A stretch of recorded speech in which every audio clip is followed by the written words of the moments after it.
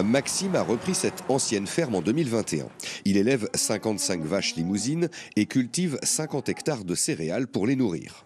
Entre le foncier, le cheptel et le matériel, le jeune trentenaire a investi 380 000 euros.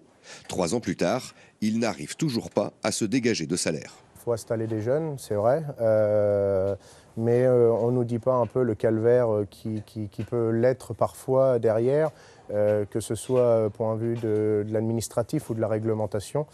Et le salaire en fait partie. Je m'attendais à ne pas être forcément très bien rémunéré au départ. Ça, je m'y attendais, on m'avait un petit peu prévenu. Mais de là à me sortir 0 €, non, ça c'était pas du tout prévu. Depuis le 1er janvier, son frère cadet Clément s'associe avec lui. À 27 ans, c'était lui aussi son rêve de vivre décemment d'un métier passion. Nous, les heures, en soi, on s'en fiche, quoi. Nous, notre travail, c'est une passion. Enfin, tous les matins, on se lève, on va pas au travail avec la boule au ventre, quoi. Nous, on se lève tous les matins, c'est pour aller voir nos vaches, tout ça. Et après, ensuite, c'est vrai que quand on voit à la fin du mois que on peut pas se tirer de salaire, c'est un gros souci, quoi. C'est là la boule au ventre. Voilà, c'est ça.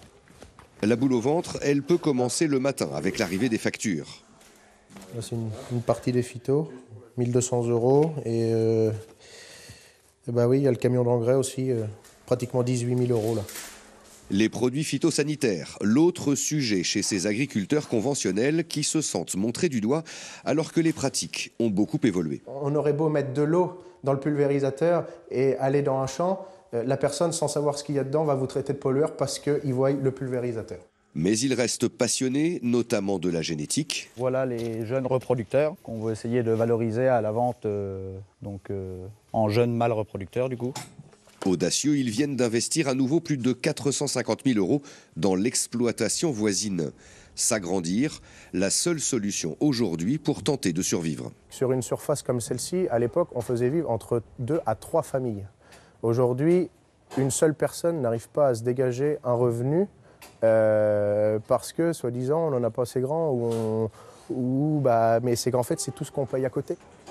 En doublant le troupeau et la surface cultivée, Maxime et Clément gardent l'espoir d'un avenir meilleur, à la hauteur de leurs rêves d'enfant.